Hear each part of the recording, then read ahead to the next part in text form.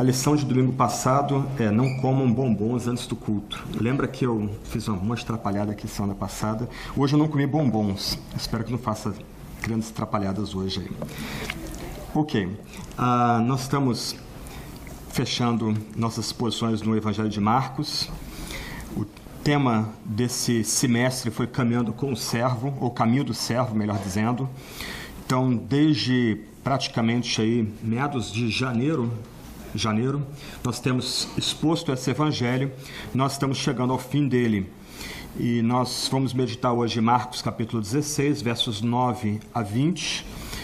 E você vai notar que a maior parte das Bíblias tem aí um colchete, começando no verso 9, e esse colchete vai aparecer de novo no verso 20. Eu vou explicar daqui a pouco o que vem a ser esse colchete aí.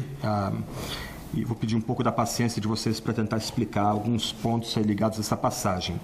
Mas nós vamos tratar aí do que ocorre imediatamente após os eventos da morte e da ressurreição de Cristo. Como eu vou chamar a atenção de vocês daqui a pouco para um ponto aqui, toda a narrativa que começa no capítulo 16, verso 1, continua até o capítulo 16, verso 14. Tudo que é narrado aí ocorre no intervalo de um dia, chamado Dia do Senhor. Então vamos ler essa passagem e vamos tentar entender o que Deus tem a dizer para nós essa manhã aqui. O texto diz: depois de ressuscitar, cedo no primeiro dia da semana, Jesus apareceu primeiramente a Maria Madalena, da qual havia expulsado 7 demônios. E ela foi anunciar isso aos que haviam andado com ele, que estavam tristes e chorando. Quando souberam que ele estava vivo e que fora visto por ela, não creram. Depois disso, ele se manifestou sobre outra forma a 2 deles que iam a caminho do campo, os quais foram anunciá-lo a outros, mas nem a esses deram crédito.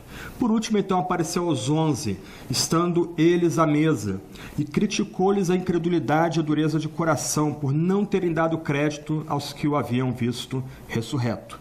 E disse-lhes: ide por todo mundo e pregai o evangelho a toda criatura.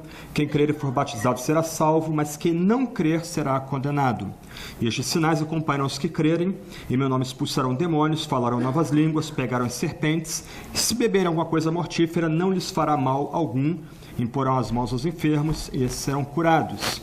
Depois de lhes ter falado, o Senhor foi levado ao céu e assentou-se à direita de Deus. Então, saindo os discípulos, pregaram por toda parte, e o Senhor cooperava com eles, confirmando a palavra com os sinais que os acompanhavam. Pois bem, essa passagem toda está em colchetes. Na maior parte das versões que nós temos aí, vai haver uma indicação de que esse trecho longo do final de Marcos não apareceria nos manuscritos mais antigos ou, de outro aspecto, aqueles manuscritos mais próximos do evangelista ao escrever o seu evangelho. Alguns pontos aí que a gente precisa destacar, e eu vou pedir um pouco de paciência de vocês antes de entrar na passagem, só para explicar algumas questões ligadas a esse trecho aqui, e que também servem para outros trechos do Novo Testamento onde aparece também esse colchete. Hoje é consenso que esse final ele não foi escrito pelo evangelista Marcos, ele não faria parte do texto original como Marcos intentou legar para a gente hoje aqui. Há diferenças aí em relação ao evangelho quanto ao vocabulário. Há palavras nesse trecho aí que não aparecem em nenhum momento no evangelho de Marcos. Há uma frase dentro dessa seção aí que não aparece em canto nenhum do Novo Testamento, é uma frase exclusiva desse trecho. Há a diferença de estilo também.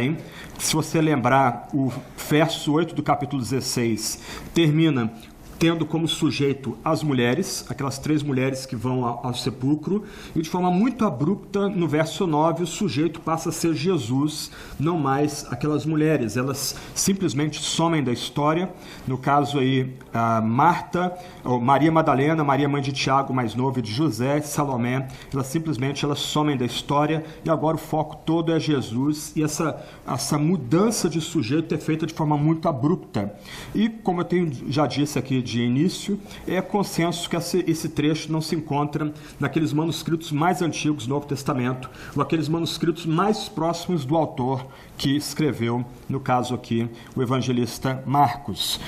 Muito provavelmente, o que se especula é que ou o autor do evangelho veio a morrer antes de terminar o seu evangelho, o que é improvável, dada a datação do evangelho. Nós tratamos disso aqui no nosso primeiro sermão, e a datação sugerida foi algum lugar aí em torno de 50, 60 depois de Cristo, isto é, antes das perseguições que vão irromper em Roma em 64, quando Roma é destruída a fogo e Nero vai acusar os cristãos de terem tocado fogo ali. Então essa seria uma possibilidade improvável, Marcos ter morrido aí antes de concluir o seu evangelho.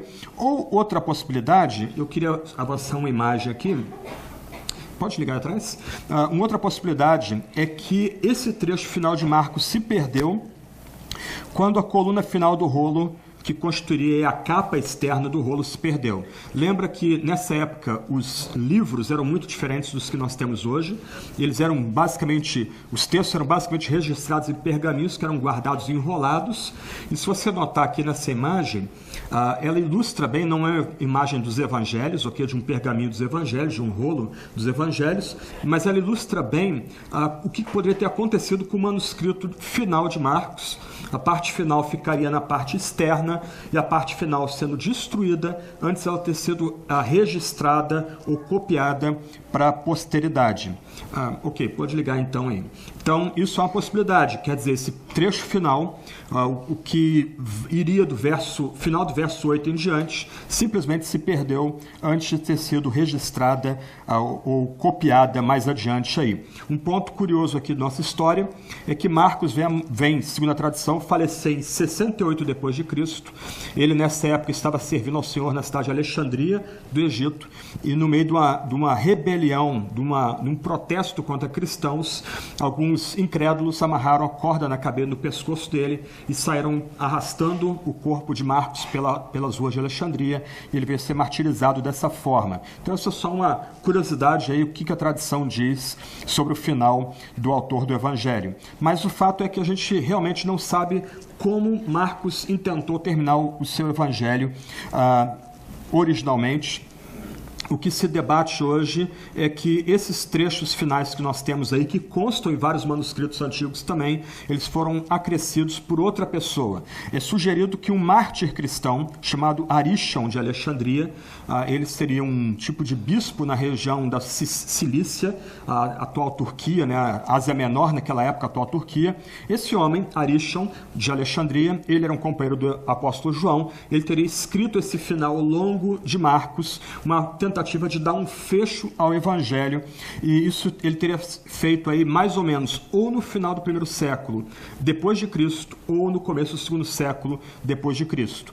A gente também não sabe exatamente quando Arítion foi martirizado. Ele é celebrado aí também como um mártir pela Igreja Ortodoxa, a Igreja Oriental, mas o fato é que em algum momento aí, ao final do primeiro século ou começo do segundo século, ele também foi martirizado. Então alguns eruditos têm sugerido que ele seria o autor dessa parte final do Evangelho de Marcos. E em algum momento aí, no final do primeiro século, começo do segundo século, esses 12 versos que nós demos aqui, eles foram incluídos os manuscritos antigos, aí, daí incluídos nossas traduções, mas em algum momento aí eles passaram a ser parte, ou considerados parte do Evangelho de Marcos, e lidos como parte, ou como fechamento do Evangelho de Marcos.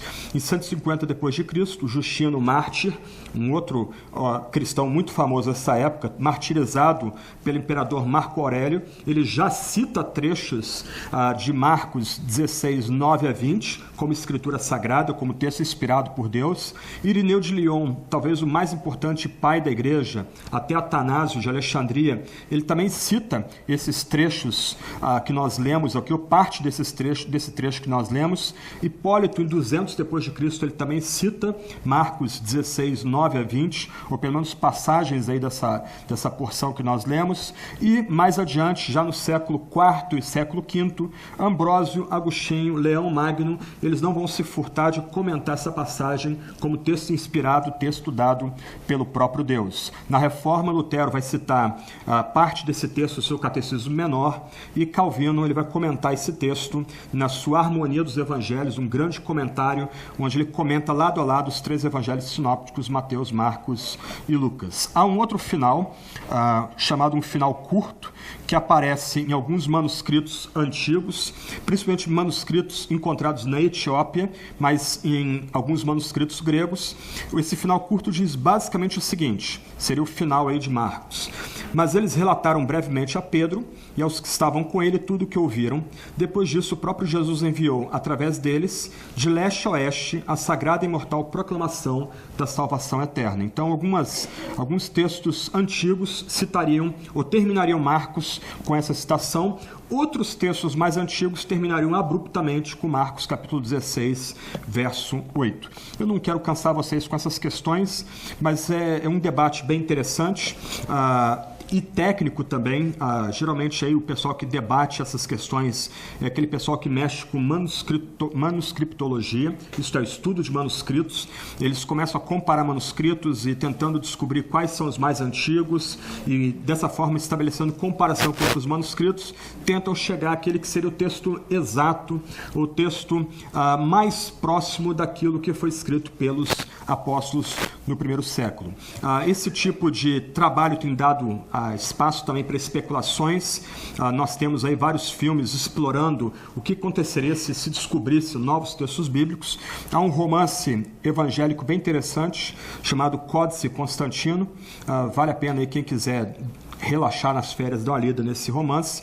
É um trabalho aqui de detetive, uma brincadeira de detetive escrita por um erudito luterano em História e Novo Testamento.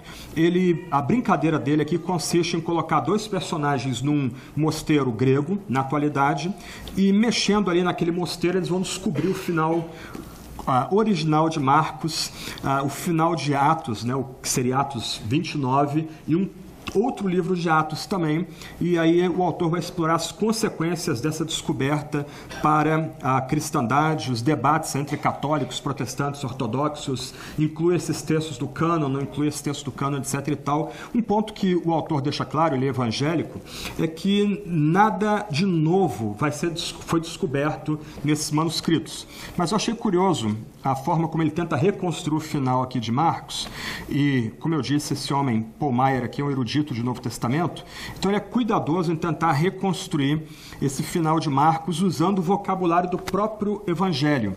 É bem interessante, vou ler só por curiosidade, depois a gente mergulha na passagem. Ele diz o seguinte: imediatamente Jesus as encontrou. Lembra que o sujeito onde nós paramos semana passada são as mulheres, não Jesus. São as três mulheres que estão no foco. Então, na interpretação desse romancista, o texto continua com as mulheres como sujeito da passagem. Imediatamente, Jesus as encontrou no caminho e cumprimentou. Saudações! Com grande alegria, elas correram ao seu encontro e caíram ajoelhadas em adoração. E Jesus disse: não tenham medo, eu prometi que ressuscitaria dentre os mortos, exatamente como os profetas anunciaram. Encham-se agora de coragem e digam aos irmãos para irem a Galiléia, onde os encontrarei no monte onde fui transfigurado diante de seus olhos. E as mulheres não o viram mais. Transbordando de alegria, elas foram imediatamente contar aos 11 discípulos o que tinha acontecido. A princípio, eles não acreditaram nas mulheres, achando que a conversa delas era bobagem.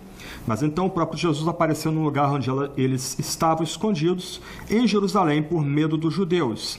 Jesus repreendeu os discípulos por causa de sua incredulidade e citou as escrituras que afirmavam que ele se levantaria dos mortos. Jesus até comeu diante deles para mostrar que não era um espírito como temiam. Depois Jesus os deixou novamente. Cheios de alegria, os 11 foram imediatamente para o monte na Galiléia, como Jesus havia ordenado. Novamente, Jesus apareceu a eles e disse: vão e façam discípulos entre as pessoas de todas as nações, batizando-os em nome do Pai, do Filho e do Espírito Santo. Devem também lhes ensinar a obedecer todos os meus mandamentos, pois estarei sempre com vocês. Jesus os deixou mais uma vez, porém reapareceu a eles e a outros cristãos durante 40 dias, após ressuscitar dentre os mortos. Por fim, em Jerusalém, para onde os discípulos haviam retornado, Jesus lembrou-os novamente de que, como suas testemunhas, deveriam proclamar arrependimento e perdão dos pecados em nome dele em todas as nações.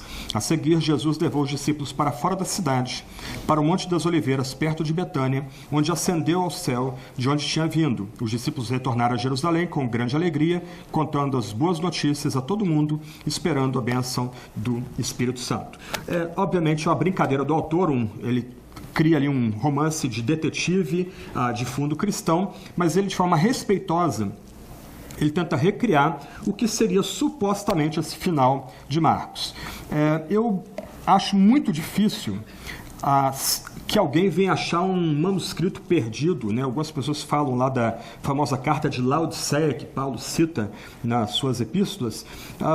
Praticamente toda a pedra de Grécia, Turquia, Oriente Médio, Egito, Roma já foi revirada, muito improvável que alguém venha descobrir algum tipo de manuscrito novo que venha ser agregado à Sagrada Escritura, que venha talvez a mudar alguma percepção que a gente tenha da Sagrada Escritura. Inclusive o Paul Maier deixa claro nesse exercício de imaginação dele que os textos são redescobertos, são basicamente extensões do Evangelho de Atos, dando um fecho para esses livros. Por exemplo, a extensão de Atos é basicamente uma narrativa do martírio do apóstolo Paulo em Roma, como ele vem a ser morto, como é preservado pela tradição no primeiro e segundo século. Em outras palavras, esses colchetes não precisam deixar nenhum de nós aí ansiosos, temerosos. Eles simplesmente são um lembrete de que gente muito séria e gente muito douta está lutando para tentar entender qual é de fato o texto inspirado, qual o texto original, como intentado pelos apóstolos ao registrar essas passagens para a gente, tanto nos evangelhos, como nos Atos, como nas várias epístolas, Apocalipse e etc, etc. O fato desse trecho aqui ter sido escrito posteriormente, e nada invalida o texto, ele é contado como parte do texto inspirado pelo próprio Deus. Inclusive, um erudito do Novo Testamento, e erudito na área de manuscritos, um alemão chamado Fritz Hinecker, ele diz exatamente o seguinte: para a nossa vida de fé, seja qual for a resposta, os versículos 9 a 20 são palavra de Deus, como todos os outros versículos da Escritura, pois estão em nosso Novo Testamento. Que isso seja dito bem claramente nesse ponto. Então, dado o fato de que a igreja tem citado esses textos desde os seus primórdios, eles têm sido incorporados na prédica, na liturgia cristã, a gente não tem que se furtar de comentá-los, a gente tem que tentar encará-los aqui e descobrir o que eles têm a dizer para nós hoje. Um ponto importante para nós aí, mantém sua Bíblia aberta um minutinho antes de entrar no texto. Vamos voltar para o nosso mapa. Lembra que o tema geral da nossa exposição em Marcos é o caminho do servo. Então a gente tem caminhado com Jesus aí na Judéia, né, na época de Cristo, no tempo de Cristo. Agora você já tem familiaridade com algumas cidades aí, como Cafarnaum, Tiro, Betsaida, Jerusalém e outras cidades aí, Gadara, mas o texto que nós vamos tratar hoje de manhã, ele é um pouco confuso quanto à geografia. O texto não tem marcações muito delineadas das andanças de Jesus nessa época aí, nesses 40 dias entre a ressurreição e a ascensão. Então, em linhas gerais, os versos 9 e 14 vão se passar basicamente em Jerusalém, aqui embaixo. Ok? Então, do verso 9 até o verso 14, esquece aí o que está em negrito aí na sua Bíblia, isso aí é um acréscimo dos tradutores da edição brasileira. Então, do verso 9 ao 14, a narrativa é focada em Jerusalém, e essa narrativa conclui o primeiro dia da semana, o domingo, o dia da ressurreição de Cristo. Os versos 15 a 18 dão um salto e eles vão passar lá para Galileia, lá para cima. Eles vão se passar no Monte da Transfiguração, e eu vou mencionar ele daqui a pouco. E então há uma mudança geográfica dentro dessa passagem. Versos 9 a 14, eles se passam basicamente em Jerusalém, versos 15 a 18 na Galileia. E finalmente, versos 19 e 20, de novo para Jerusalém, na verdade Betânia. Lembra aí que a gente viu no mapa, Betânia fica a 3 quilômetros de Jerusalém, bem próxima da cidade de Jerusalém, especificamente saindo de Betânia no Monte das Oliveiras, de onde Jesus é assunto aos céus. Como a gente sabe dessa divisão geográfica? Pelo nosso estudo comparado de Mateus, Mateus, Lucas e João. Então eu vou citar daqui a pouco algumas passagens bíblicas paralelas que mostram essas transições geográficas que não são muito evidentes no Evangelho de Marcos. Ok, vamos entrar no texto bíblico então, versos 9 a 14. Nós temos uma série de aparições do Cristo ressurreto. Em sequência, nós temos aí 3 aparições do Cristo ressurreto. Lembra? Todas essas 3 aparições ocorrem no mesmo dia. A pessoa que escreveu esse trecho, ela queria destacar uma continuação do que aconteceu ao final do verso 8 até o verso 14. Então, essas 3 aparições narradas aqui no Evangelho de Marcos ocorrem no domingo, como continuação do dia em que nosso Senhor Jesus ele ressuscitou dentre os mortos. Uma primeira aparição, nós temos dos versos 9 até o 11, é a aparição a Maria Madalena. Jesus aparece como um tipo de jardineiro. Se você notar aí verso 9, isso ocorre logo depois que Jesus ressuscitou, ainda no primeiro dia da semana, o domingo. Então Maria, ela vai ao lugar onde Jesus supostamente seria sepultado, e ela encontra ali um jardineiro trabalhando. A gente sabe desses detalhes, porque basicamente esses 3 versos são um resumo da narrativa que se encontra no Evangelho de João, capítulo 20, versos 11 a 18. Alguns comentaristas sugerem que essa aparição a Maria Madalena se dá por conta da libertação que Jesus concedeu a ela, expulsando ela esses 7 demônios. A ideia do 7 aqui não é um número cabalístico, quer dizer que Maria Madalena era assediada e dominada de forma completa por um grupo de demônios. O 7 aí teria a ideia de completude, então um tipo de possessão que ela sofrera, uma possessão completa, e é dito aqui que Jesus havia expulsado esse grupo completo de demônios da vida dela. Ela foi exorcizada por Cristo. E é interessante aí que Jesus, segundo o nosso autor, ele aparece em primeiro lugar a uma mulher, e ele manda essa mulher anunciar em primeiro lugar a sua ressurreição. Ele já havia pedido, para as 3 mulheres que estavam na tumba anunciar a sua ressurreição, e agora, de novo, ele anuncia a sua ressurreição para uma mulher. Se você lembrar o que a gente tratou de semana passada, no judaísmo antigo, o testemunho de uma mulher valia pouco ou quase nada. As pessoas não davam atenção para o testemunho de uma mulher. O que deve ficar em nossa memória aqui é que, se a ressurreição fosse uma fábula, mulheres não seriam as primeiras testemunhas do que aconteceu naquele dia na tumba vazia. Maria Madalena, então, é comandada a anunciar a ressurreição de Jesus. E ela o faz. É dito aqui que aqueles a quem ela se dirige estavam tristes e chorando. Pelo que a gente sabe aí do Evangelho de João, ela vai aos discípulos que estavam escondidos em Jerusalém, com medo dos judeus. Mas o que acontece aí é que quando eles sabem que ela anuncia, melhor dizendo, que Jesus está vivo, aquelas pessoas não creem no relato de Maria Madalena.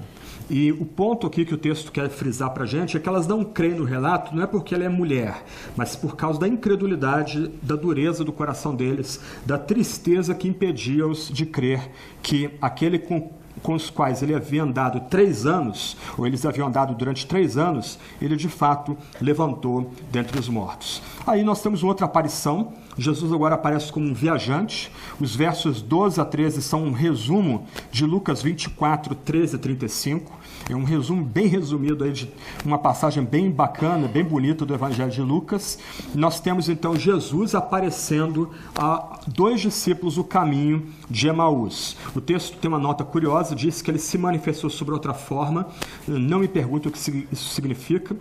Eu não ressuscitei ainda, não vi Cristo ressuscitado ainda, então não saberia dizer o que significa ele se manifestar sobre outra forma. Em Lucas a gente descobre que eles viram Jesus como que revestido de um véu, a semelhança de Moisés descendo do monte Sinai, lá em Êxodo capítulo 33 em diante. Mas o fato é que o texto não menciona o que é essa outra forma, e aquelas pessoas, aqueles 2 caminhantes ali, viajantes, eles reconhecem Cristo como ressuscitado. De novo eles procuram os discípulos, mas esses não vão dar crédito nenhum ao relato desses 2 homens que encontraram Jesus como um viajante no campo. E a gente tem uma última aparição de Jesus como ressuscitado. Verso 14. Tudo isso acontecendo no mesmo dia, na sequência da ressurreição de Cristo dentre os mortos. Então, no último dia, ele aparece, nesse primeiro dia da semana, ele por último aparece aos 11, Judas é excluído aqui, ele não é contado aqui, então ele aparece aos 11, os chamados apóstolos, eles estavam à mesa. E lembra que a mesa daquela época não era como nossas mesas, não havia cadeiras, as mesas eram baixas e aqueles homens sentavam em almofadas e ficavam reclinados à mesa, com um cotovelo na mesa e se alimentando com a outra mão. Então eles ali reclinados à mesa, Jesus aparece diante deles. Imagina o espanto ali, né? Eles desanimados, o texto do verso 10 diz que eles estavam tristes e chorando, e de repente Jesus entra naquele ambiente e ele começa agora a criticar a incredulidade e a dureza de coração, porque eles não acreditaram nos dois testemunhos anteriores de que ele havia de fato ressuscitado. Aí a gente para aqui. Essas 3 aparições, elas ocorrem no mesmo dia, em Jerusalém ou ao redor de Jerusalém, nas cercanias de Jerusalém. O que o autor quer destacar para nós aqui? Ele quer frisar que Cristo de fato ressuscitou, e ele ressuscitou na carne.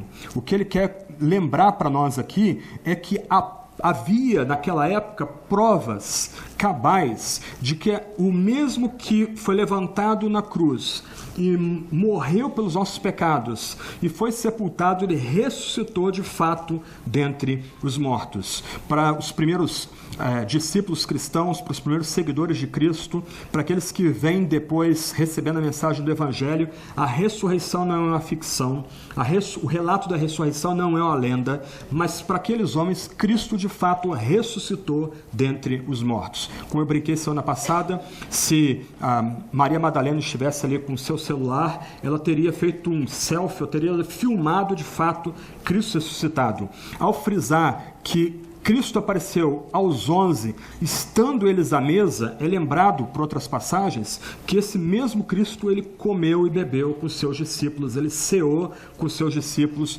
Um espírito não pode fazer isso, um fantasma não pode fazer isso, só alguém que foi ressuscitado na carne, aquele que teve a sua carne reconstituída e vida dada a ele novamente, pode se alimentar e beber. Então, o que o autor quer frisar para nós aqui, por meio dessas 3 narrativas de aparições do Cristo ressuscitado, é que Cristo de fato ressuscitou dentre os mortos. Esse é um ponto chave da fé cristã. Ninguém pode dizer que é cristão se não crer nesse ponto.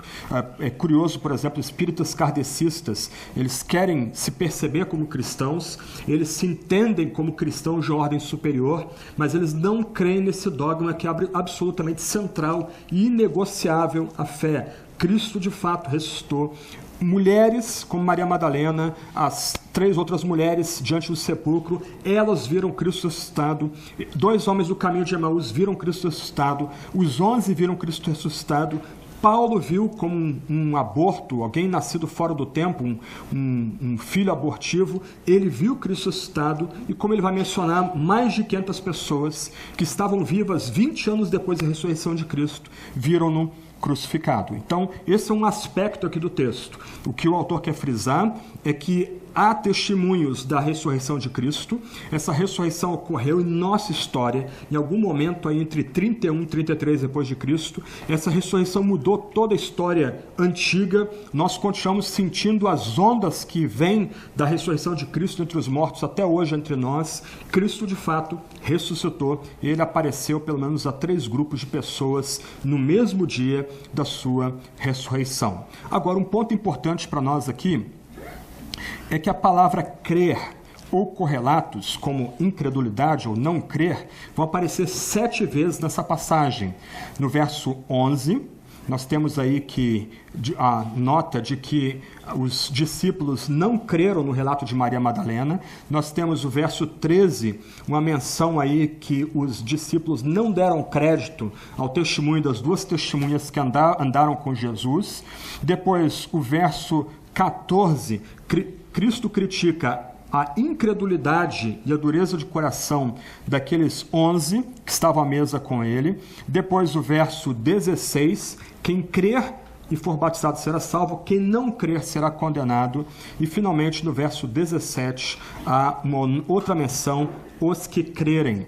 Qual é o ponto aí? O ponto é que o autor desse trecho quer destacar que nós somos chamados a assumir uma postura de fé diante dos relatos aqui descritos de que Cristo ressuscitou. A incredulidade não pode ter vez diante de ouvir o relato do Evangelho da ressurreição de Cristo. Toda incredulidade é repudiada aqui. É necessário que o discípulo coloque fé no que é dado no relato. Isto é, aquele que morreu e foi sepultado ao terceiro dia, o primeiro dia da semana, ele ressuscitou de fato dentre os mortos. Ele apareceu para algumas pessoas, as pessoas deram testemunho da sua ressurreição. Nós não podemos ficar neutros diante disso. Ok, isso é uma possibilidade. Eu vou estudar mais sobre isso adiante. E depois esquece e passa adiante. A gente também não pode rejeitar o relato. Se nós o rejeitarmos, é jogado na nossa cara que nós permanecemos em incredulidade. É exigido da gente fé diante do relato. Semana passada, eu tentei elencar aqui vários argumentos que a gente pode colocar diante de incrédulos para tentar argumentar a respeito da viabilidade ou da possibilidade da ressurreição de Cristo dentre os mortos. Mas eu reconheço que a Escritura não trata a ressurreição de Cristo como mera possibilidade. A Escritura trata a ressurreição de Cristo como certeza. E aqueles que ouvem esse relato devem colocar fé no que é narrado nos evangelhos. Não há espaço para neutralidade e dureza de coração é totalmente repudiada no evangelho. Agora, um ponto importante aqui, aliás, três pontos aqui para a gente meditar antes de continuar a considerar a passagem bíblica. Um primeiro ponto, a mera aparição de Cristo ressuscitado não gera fé imediata nas pessoas. Esse é um ponto importante para a gente aqui. Algumas pessoas supõem que se Cristo começasse a operar milagres entre nós hoje, pessoas serão quebrantadas, serão humilhadas e abraçariam a fé evangélica. Puxa vida, isso é falta de memória. Se a gente lembra do povo no deserto, o povo que saiu do Egito em direção à terra prometida, a terra da promessa, se você puxar de memória, nenhuma geração do povo de Deus, seja no Antigo ou no Novo Testamento, mesmo após o Pentecoste, viu tantos milagres como aquela geração que saiu do Egito. Onde eles foram parar? Morreram no deserto. Na hora de entrar na terra da promessa, 10 espias medraram. Só Josué e Caleb permaneceram firmes, exortando o povo a obedecer à voz de Deus e tomar a Canaã. E aqueles 10 contaminaram todo o povo de tal forma que o povo se rebelou, não quis entrar, e aí Deus os lança numa peregrinação que vai durar 38 anos no deserto, uma peregrinação onde ao final dela todos aqueles homens e mulheres saíram do Egito, morreram no deserto, e uma nova geração agora entra na terra da promessa. Qual é o ponto aqui? Nós somos chamados a colocar fé não em milagres, não em sinais visíveis, mas na própria palavra de Deus. Esse texto aqui provavelmente foi escrito mais ou menos aí uns 50 anos depois do final do Evangelho de Marcos. Marcos aí mais ou menos 50, 60 depois de Cristo. Esse final sendo escrito aí mais ou menos 100, 110, 120, em algum momento do segundo século depois de Cristo. O que o autor quer dizer é o seguinte: nós temos a Sagrada Escritura, a palavra nos foi dada, nós somos chamados a confiar na palavra dada. Se uma testemunha autorizada pelo próprio Deus, um apóstolo, ele diz que Jesus Cristo ressuscitou dentre os mortos, nós somos chamados a confiar única e exclusivamente na palavra dada por meio da testemunha autorizada, que são os apóstolos. Sinais têm sua importância, eu vou tratar deles no final da meditação. Mas o ponto aqui para nós é que, por mais que aparições sejam importantes, nós somos chamados a colocar nossa fé na palavra dada. Os sinais têm sua importância, mas mais importante que os sinais é a palavra do apóstolo dada, ou a palavra apostólica dada, e nós somos chamados a colocar fé nela. O apóstolo disse que Cristo ressuscitou, ele é inspirado por Deus, então nós cremos na palavra apostólica. Um outro ponto importante para nós aqui é que, como a gente aprende na passagem, a fé não é mera convicção de fatos. Os demônios creem e temem. Jonathan Edwards vai dizer que os demônios foram treinados no melhor seminário teológico do universo. Eles conhecem mais de teologia e de fé do que todos nós juntos. Crer em fatos é importante.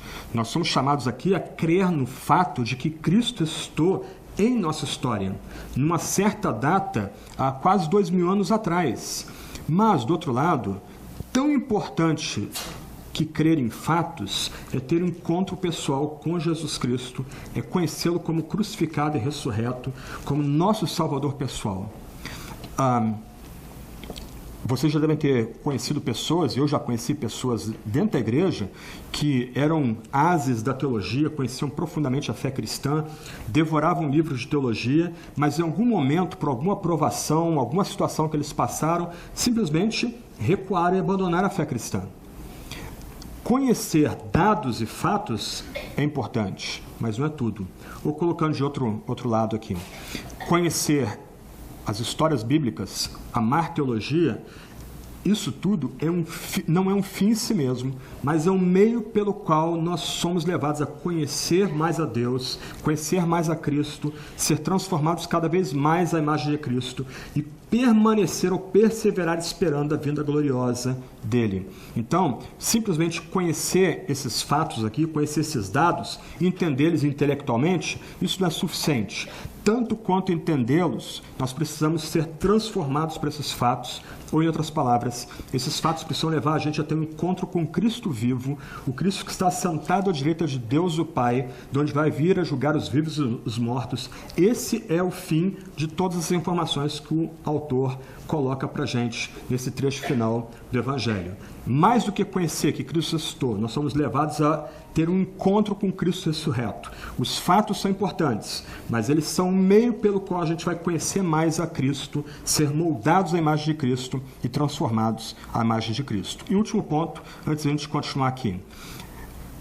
Vamos colocar toda essa história em contexto.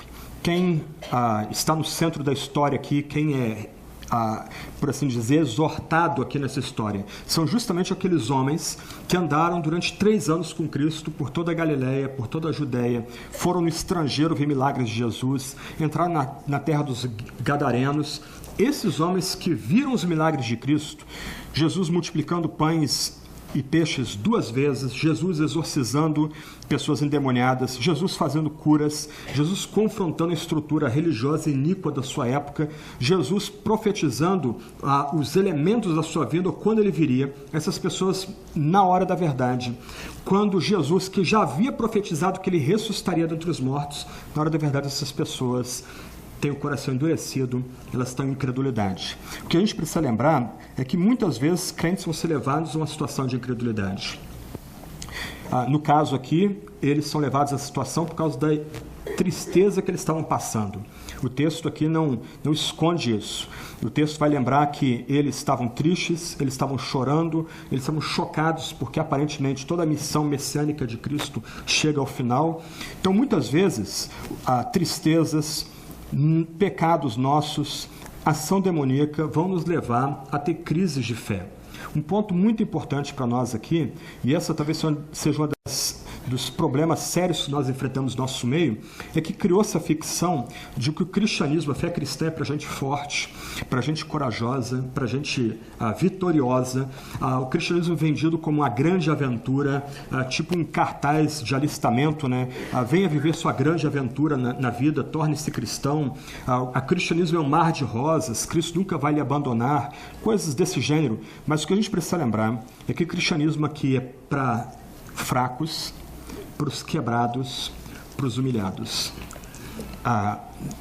Nem sempre nós vamos estar no nosso melhor humor, nem sempre nós vamos estar com uma fé robusta, nem sempre nós vamos estar aí tendo vida vitoriosa. Como nós cantamos há pouco, muitas vezes vamos estar caminhando pelo vale da sombra da morte, nossa fé fraquejando.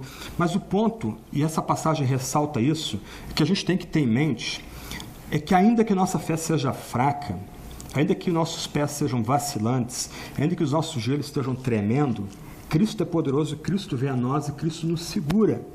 Ainda que Cristo seja bem duro com os discípulos, ele fala da incredulidade e dureza de coração deles, Cristo não os repudia. E esse é um ponto importante para nós aqui.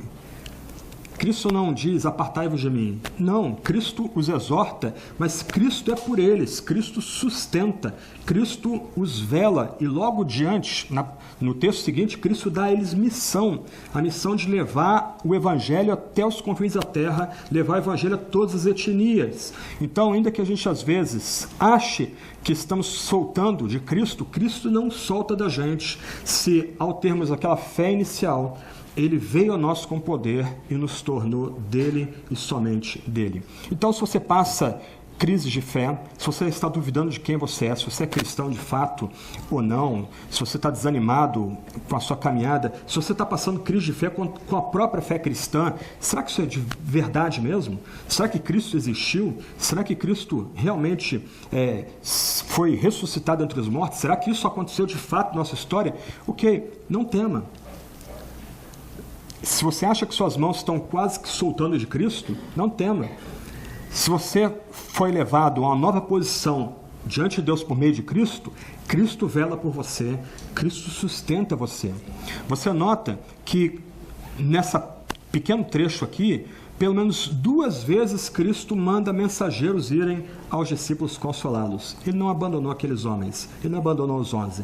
Sobretudo, no final, ele aparece aos 11. Ele os repreende, mas ele mantém-os incluídos no seu círculo de aliança, no seu âmbito de amizade espiritual. E aí a gente passa para a parte seguinte. Há um corte abrupto agora na passagem, até o verso 14, essas 3 narrativas se dão em Jerusalém. O verso 15, nós sabemos, por causa de Mateus 28, 16 a 20, que o verso 15 ao verso 18 vai se dar uma narrativa que ocorre na Galileia. Então, há um corte abrupto, há um salto na história. Toda a narrativa pula de Jerusalém para o norte da Palestina, ou norte da Judéia, para a região da Galileia. Toda essa conversa aqui, que também é um resumo de Mateus 28, 16 a 20, se dá no Monte Meron, provável lugar da transfiguração de Jesus. Então, no lugar onde Jesus foi transfigurado, onde a antiga e a nova aliança se encontram, onde Jesus escuta pela segunda vez que ele é o Filho amado de Deus, Jesus agora comissiona aqueles mesmos homens que estavam em crise de fé. Aqueles mesmos homens que permaneceram em incredulidade, em dureza de coração, que não deram crédito aos 2 viajantes, que não creram na mensagem de Maria Madalena, eles agora são comissionados, eles recebem uma ordem. Agora na Galileia, eles são enviados a anunciar a toda a etnia a mensagem do Evangelho. O Evangelho de Marcos, capítulo 1, verso 1, ele começa anunciando que o que o autor quer nos informar é o princípio do Evangelho de Jesus Cristo, e essa narrativa termina com a ordem para que os discípulos de Cristo anunciem o Evangelho a toda a criatura. O id aqui é uma ordem, é um comando, o mundo aqui é o campo, a criatura são etnias, então a ordem é pregar para toda etnia. E pregar o quê? Pregar Evangelho. Como nós temos já tratado aqui, Evangelho é uma transliteração do grego Evangelion. A tradução seria boa nova, a boa notícia. O Evangelho não é uma palavra de condenação. O Evangelho não é uma palavra de ira de Deus para nós. O Evangelho é boa nova de Deus para nós, a boa nova de que o mundo foi criado por Deus, foi criado bom, os seres humanos caíram, eles não só se conspurcaram, mas mancharam, para assim dizer, toda a criação, mas Deus não desiste da criação, envia o único filho dele, tendo enviado seus profetas antes, agora na plenitude dos tempos, envia seu único filho é rejeitado pelas gentes, ele é crucificado pelos nossos pecados, sepultado, ressurreto segundo a Escritura, e morto e sepultado e ressurreto por causa de nossos pecados. Isso é o Evangelho. É isso que aqueles homens que haviam permanecido incrédulos e com dureza de coração, são agora comandados a anunciar em todo o mundo a toda a criatura. Eles são chamados agora são enviados agora a anunciar que o Cristo morto e ressurreto é o único caminho pelo qual homens e mulheres podem ser reconciliados com o Deus vivo. Então, o texto agora verso 15, abre com esta ordem dos discípulos irem. Nós continuamos sendo comandados a ir, a anunciar o Evangelho. Geralmente nós pensamos no ID aqui como um envio formal da igreja, aí nós pensamos imediatamente aqui em missionários que são destacados pela igreja para se dedicar exclusivamente à tarefa de anunciar o Evangelho a outras criaturas, a outras etnias, mas a ideia aqui é um pouco mais ampla, a ideia é que todos nós somos chamados a falar sem parar dessa boa nova de que Cristo morreu, foi sepultado, ressurreto por causa dos nossos pecados, como diz a Escritura. Então, essa é a ordem que é dada para todos os discípulos. Nós somos chamados aqui a obedecer essa ordem, anunciando o Evangelho a toda criatura. Essa boa notícia: Deus permanece amando os piores pecadores. Ele enviou seu Filho para morrer pelos pecados dos piores transgressores. Esse Filho foi sepultado, ele morreu de fato. Ao terceiro dia ele ressuscitou dentre os mortos, como a Escritura dá testemunho. Verso 16, há uma nota bem interessante aí. Quem crer e for batizado será salvo, mas quem não crer será condenado. Aqui não é uma causa e efeito. É necessário crer e ser batizado para ser salvo.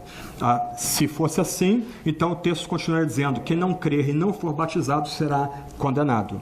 Então o texto não está ensinando aqui a necessidade do batismo para a salvação, como por exemplo alguns menonitas continuam crendo até o dia presente. O que o texto lembra aqui é que quem crer é chamado a professar publicamente sua fé diante de homens e mulheres. E esse anúncio público, o anúncio de que nossa vida não pertence mais a nós mesmos, é o batismo. O batismo é essa marca que é colocada sobre nós, lembrando que a gente não pertence mais a nós mesmos. Aqui a gente pode lembrar que no mundo antigo era bem comum pessoas marcarem seu corpo como sinal de pertencimento a divindades ou mesmo ao Estado romano.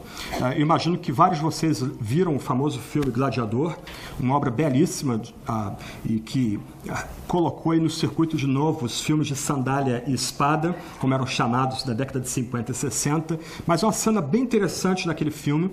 Máximo agora já é despojado do seu cargo no Senado, já não comanda mais as legiões de Roma na fronteira da Hungria e da Áustria, ele agora está no norte da África, ele é um escravo e ele está raspando 4 letrinhas no ombro dele: SQPV, pertence ao povo e Senado de Roma. E o outro gladiador, um escravo africano, vira para ele e pergunta: você está tentando tirar a marca das suas divindades do seu corpo?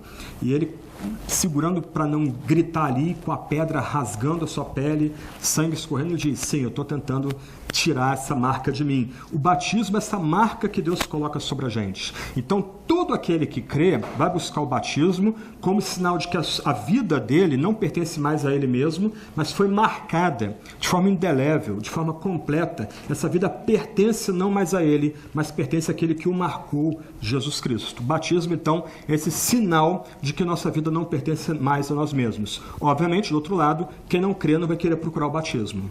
Okay? O batismo não é para ser procurado por quem quer ser membro de uma igreja, para se sentir amado, acolhido. Infelizmente, muitas pessoas encaram o batismo dessa forma, mas o batismo é aquela marca pública, onde as pessoas reconhecem que aquela pessoa que é imersa ou lavada com água não pertence mais a ela mesma, mas agora é marcada para pertencer exclusivamente ao seu Salvador. Então, quem não busca o rito do batismo é aquela pessoa que permanece em incredulidade, aquela pessoa que tem vergonha de expor a sua fé em público, de que as pessoas liguem ela com o Cristo morto e ressuscitado, com o Senhor exaltado. E aí, versos 17 e 18, nós temos a menção a uma série de sinais. O ponto importante para nós aqui é não perder, já que a gente gosta tanto de futebol, né, na lista dos meninos, não perder a trajetória da bola aqui.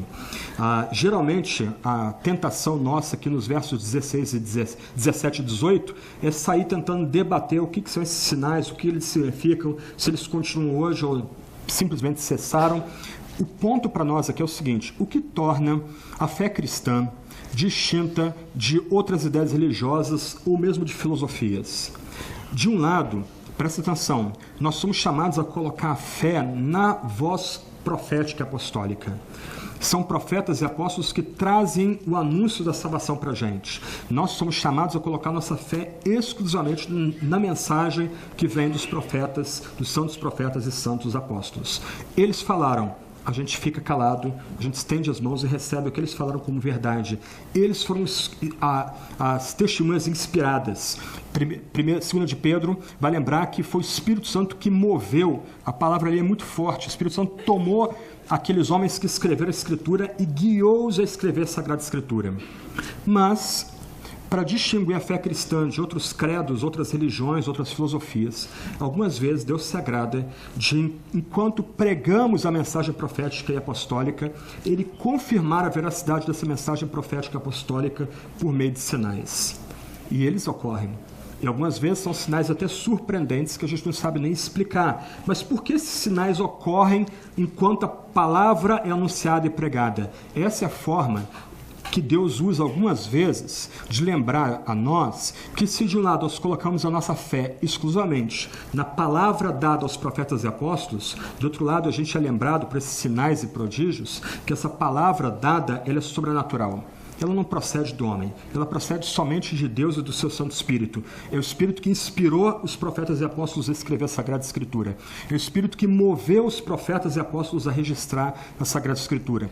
Como Pedro vai lembrar, há textos até de difícil interpretação na Sagrada Escritura, mas Deus algumas vezes se agrada de acompanhar o anúncio do Evangelho por meio desses sinais, como que para autenticá-los, para lembrar que nossa pregação não é meramente humana, não é explicação de um texto meramente humano, mas é a explicação da própria palavra do Deus Criador, do Deus vivo. Nós temos aqui alguns sinais que vão aparecer em outros relatos bíblicos, só um que não aparece.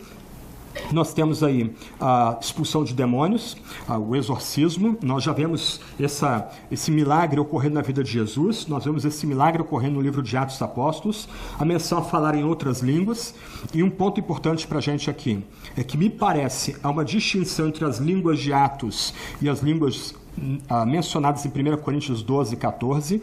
Me parece que a conexão aqui está ligada ao tipo de línguas que são destacadas no livro de Atos. E se você notar, sempre que Deus concede dom de língua no livro de Atos, é para que pessoas anunciem o Evangelho àqueles que não ouviram ainda. Há uma conexão entre Deus abrir a boca de certos homens para que eles profiram o Evangelho numa língua inteligível. Pegaram as serpentes, nós temos uma menção isso no livro de Atos, e só o último sinal não é mencionado. O pegar em serpentes, nós temos que entender aqui, é uma menção ou é um destaque ao fato de que agora, com a morte de Cristo na cruz, seu sepultamento, sua ressurreição e sua comissão aos discípulos, todos os resultados do pecado estão sendo revertidos, inclusive dos pecados que macularam a própria criação divina. A menção a pegarem serpentes aqui é um lembrete de que agora, na nova criação, nessa vinda de Cristo como o crucificado e ressurreto, o ser humano começa a experimentar de novo domínio sobre a criação. Nós não somos mais em guerra com a criação, mas a menção a tocar em serpentes ou pegar em serpentes é um lembrete de que os efeitos do pecado entre a humanidade e a criação estão sendo revertidos pelo próprio Deus. E a questão aqui de beber uma bebida mortífera, né, ou coisa mortífera, como minha tradução diz, não deve levar a gente a ficar muito impressionado, mas é uma lembrança forte de que ninguém tem poder de abreviar a nossa vida. Nós só vamos morrer. As testemunhas do Evangelho só irão morrer quando Deus assim o quiser. Enquanto Ele não quiser, Ele não vai permitir que nenhum ser humano intente o mal contra os seus servos. Ele vai preservá-los para que eles continuem anunciando o Evangelho. Um ponto muito importante aqui, então, que a gente não pode perder de vista, é que esses sinais eles vêm como um tipo de autenticação ao Evangelho anunciado pelos discípulos. Nossa tarefa, então, sobretudo, é pregar o Evangelho. Nosso chamado aqui, para todos nós aqui, é pregar o Evangelho. É, a tempo e fora de tempo, falar de Cristo como crucificado, sepultado, ressurreto, por causa de nossos pecados, como testemunhado na Escritura.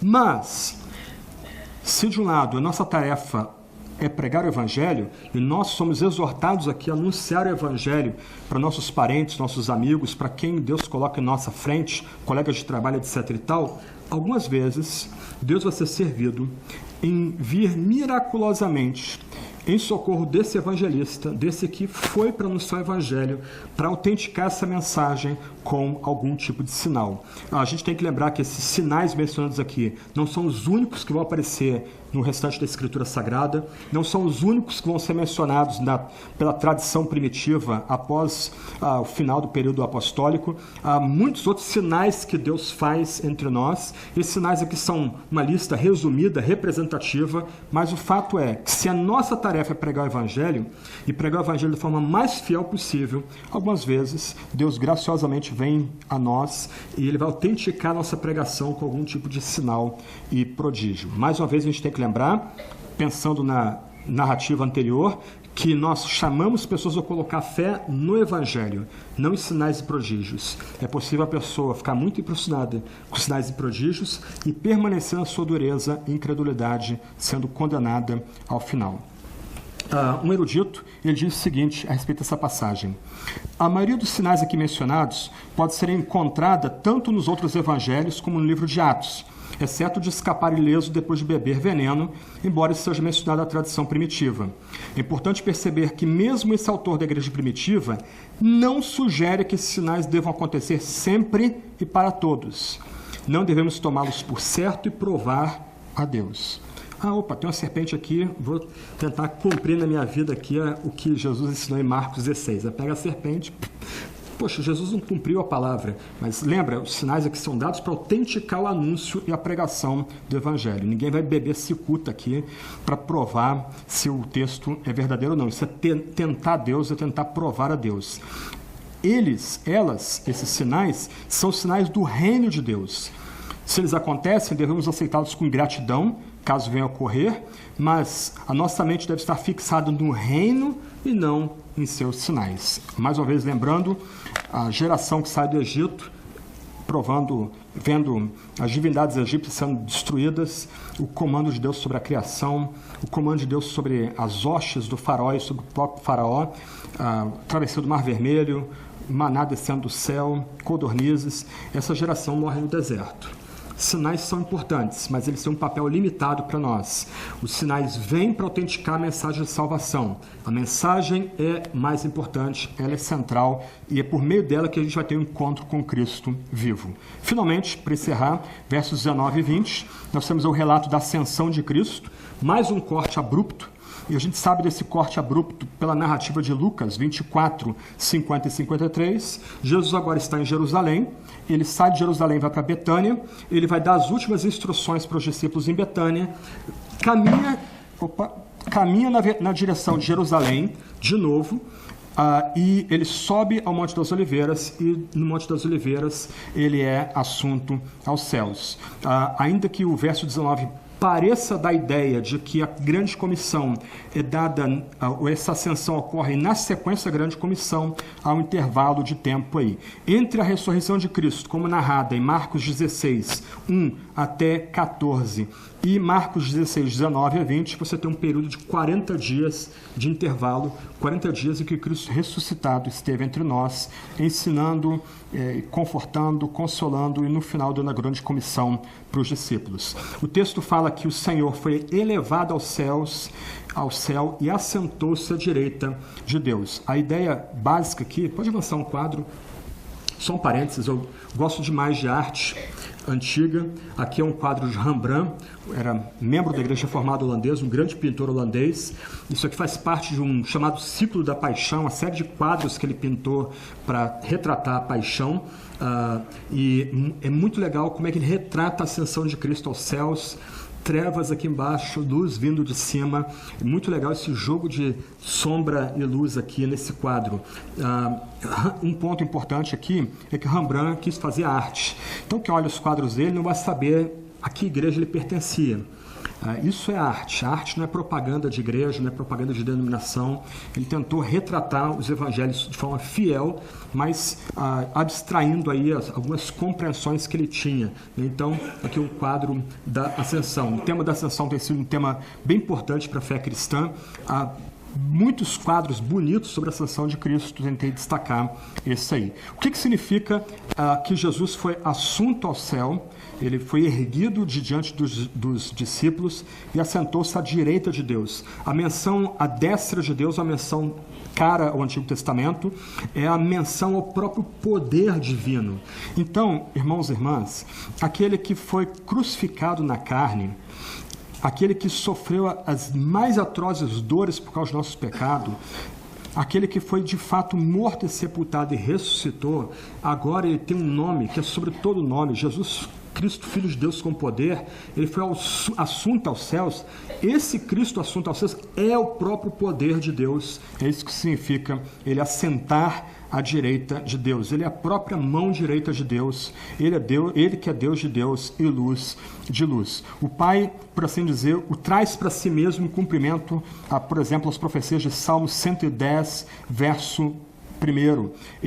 O Pai o reconhece como único mediador, como aquele que expiou de forma perfeita os pecados dos piores pecadores. É isso que significa a ascensão de Cristo aos céus. Então os discípulos, cumprindo agora a grande comissão, eles saem do Monte das Oliveiras anunciando o Evangelho. Um ponto importante aqui é que a menção ao verso 20, pregaram em toda parte, só pode ter sido escrita bem posteriormente aos fatos narrados aqui no Evangelho. Por isso se entende que esse trecho final seria do final do primeiro século depois de Cristo, ou começo do segundo século depois de Cristo, quando o Evangelho já tinha sido espalhado pela Turquia, pela Síria, pelo Egito, pela Grécia, por Roma, chegando na Gália, até mesmo na Espanha.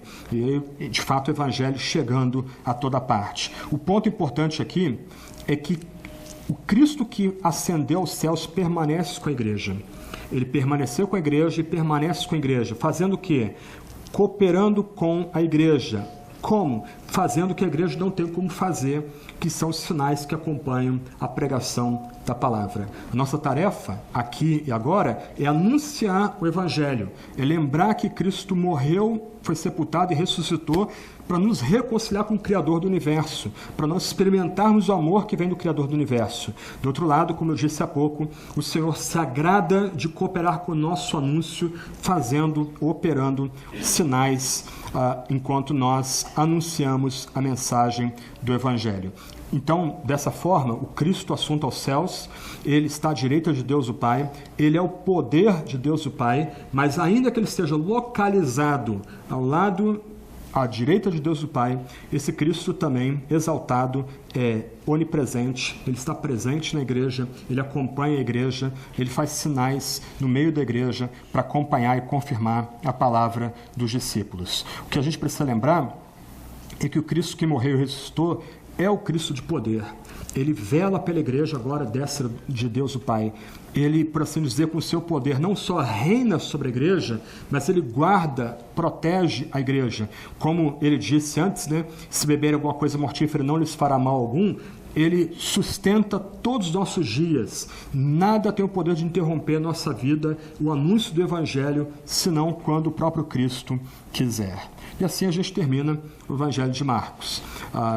Mais uma vez, esse trecho final aí, muito provavelmente não é um texto do próprio evangelista, foi acrescentado depois ao Evangelho, com a forma de dar um fechamento para o Evangelho, já que o final do verso 8 termina de forma abrupta, pois estavam com medo, mas ainda assim a gente pode recebê-lo como texto inspirado e como texto para nos guiar no tempo presente, nos lembrar que mesmo em nossas crises de fé, Cristo é pela gente, Cristo não nos abandona, nós somos lembrados que enquanto nós anunciamos o Evangelho, sinais nos acompanham, e também somos lembrados que o Cristo exaltado permanece velando pela igreja. Eu queria terminar com a citação de Timothy Keller, que escreveu um comentário de Marcos, que a gente já tem recomendado aqui, A Cruz do Rei. É bem legal, praticamente são os últimos parágrafos do livrinho dele, eu queria ler com vocês aí. Ele diz o seguinte: Marcos nos deixou a história de Jesus e afirmou que essa é de fato a verdadeira história do mundo. Ele tinha de vir e morrer, para desfazer tudo aquilo que fizemos para prejudicar o mundo. Depois de 3 dias ele ressuscitaria, e um dia voltará para inaugurar a nova criação. O Evangelho é a história definitiva que mostra a vitória nascendo da derrota, a força emergindo da fraqueza, a vida emergindo da morte e a salvação brotando do abandono. E por ser uma história verdadeira, ela nos dá esperança, pois sabemos que a vida é de fato desse jeito. Mas ela pode ser também a sua história. Deus criou você para amá-lo acima de todas as coisas, mas o perdeu. Ele voltou para buscá-lo, mas teve de ir para a cruz para fazer isso. Ele absorveu a escuridão, para que um dia você finalmente possa, de forma deslumbrante, tornar-se verdadeiro e tomar assento no divino banquete eterno. Para aqueles que não creem em Cristo, corra para Ele. Você não sabe o que está perdendo. Todo conforto, toda direção, tudo que você precisa para viver bem e de forma digna nessa vida está em Cristo. E mais do que isso, toda a confiança para vencermos a morte, para reencontrarmos os nossos queridos, também está em Jesus. Então corra para Cristo, coloque fé em Cristo. Se você não consegue colocar fé em Jesus, não tema, peça para Ele te dar fé. Olha para cima, implora para que Ele conceda o seu espírito, para que fé seja suscitada no seu coração. E para nós que já cremos em Cristo, que a gente permaneça firme nele. Que a gente lembre que mesmo nos maus momentos, Ele permanece pela gente. Mesmo quando a gente não consegue se agarrar a Ele, Ele vem a nós e se agarra a gente. Mesmo quando Ele é duro com a gente, Ele não nos abandona, Ele não nos descarta. Ele repreende para que a gente entre no bom caminho e continue perseverando na fé. Vamos orar e depois o pastor Tiago está com a palavra.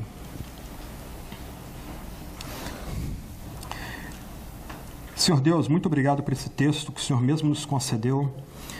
Ó Deus, ajuda-nos, Senhor, renova a nossa fé em Ti. Dia a dia que a nossa fé em Ti, em Teu Filho eterno, Jesus Cristo, nosso único Salvador, aumente e cresça. E que por causa desse crescimento da fé, o Senhor nos torne verdadeiros anunciadores dessa boa nova, dessa boa notícia, de que o Senhor enviou Teu único Filho para reconciliar contigo mesmo os pecadores, os piores pecadores. Sobretudo, ó Deus, se há pessoas aqui que ainda não creem em Teu Filho, ó Deus, concede Teu Espírito para elas. Ó Deus, nós imploramos, suscita fé nesses corações, que essas pessoas venham não só descansar em Jesus Cristo, mas venham a conhecer toda a largura, profundidade, altura e comprimento do amor, do Teu amor que há em Cristo Jesus, na cruz de Cristo, na ressurreição de Cristo, na tumba vazia que Ele deixou para trás.